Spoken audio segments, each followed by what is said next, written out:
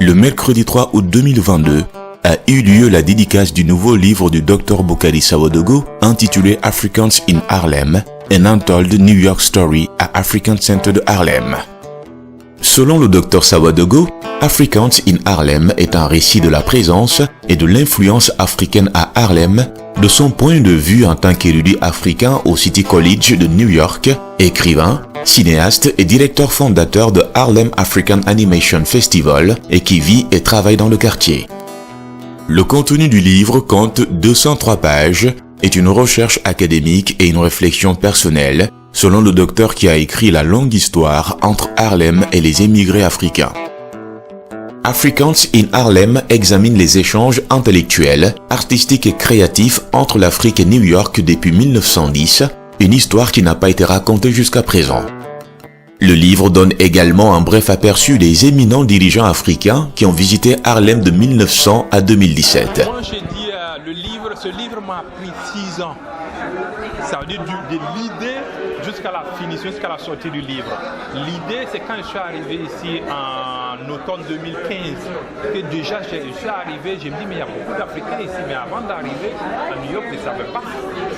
Avant d'arriver à Harlem, je ne savais pas qu'il y avait beaucoup d'Africains, une telle grande communauté. Et à partir de là, j'ai commencé à faire des recherches et à faire des interviews et à écrire. Entre les interviews et les recherches et l'écriture, ça m'a pris 4 années. La difficulté liée pendant l'écriture, c'est que c'est un problème de discipline. Parce qu'il y a des jours, on ne veut pas travailler, on ne veut pas écrire, mais il faut aller à la page. Il faut aller à votre écran pour l'écrire. Je vous donne un exemple. Le livre, il est autour de 80 000 mots. Donc 80 000 mots.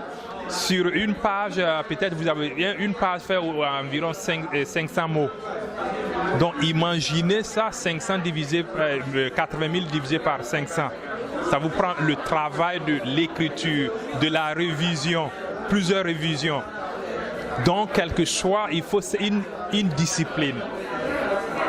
Et le défi, c'est surtout ça, parce que là, on est sollicité par moi, mon travail, j'enseigne, j'ai d'autres projets, je fais des conférences, je vais au festival de cinéma. Donc souvent, il y a des interruptions, mais souvent, pendant que non, je suis en train de faire une autre activité, il faut que je continue d'écrire. Thank you so much for coming. I really appreciate it. Plusieurs personnes et personnalités venues des 4 coins de New York ont assisté à la cérémonie d'inauguration, entre autres le représentant permanent du Burkina Faso auprès des Nations Unies, son Excellence l'ambassadeur Ouinibani Konaté, le consul général son Excellence Alain Compaoré, Herman Somé, président de l'Association des Burkinabés de New York, ont manifesté leur fierté vis-à-vis du Dr Sawodogo. Au-delà de la simple dédicace, c'était aussi une conversation entre le public et l'auteur. Et au docteur de conclure, l'expérience des Africains à Harlem n'est pas différente de celle des Africains qui vivent aux États-Unis en général et sur de nombreuses questions.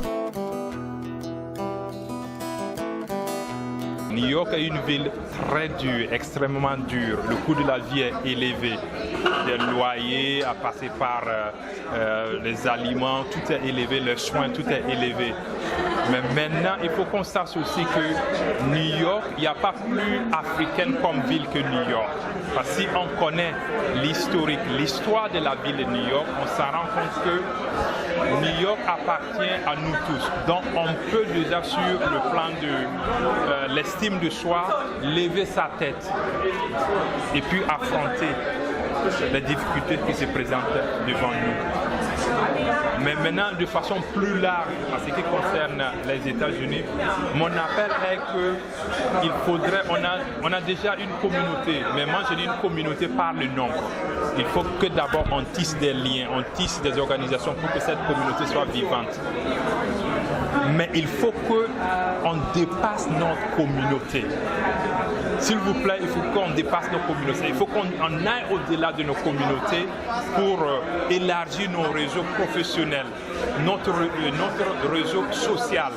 Parce que si on reste entre nous, l'entre-soi, on n'aura pas beaucoup de développement.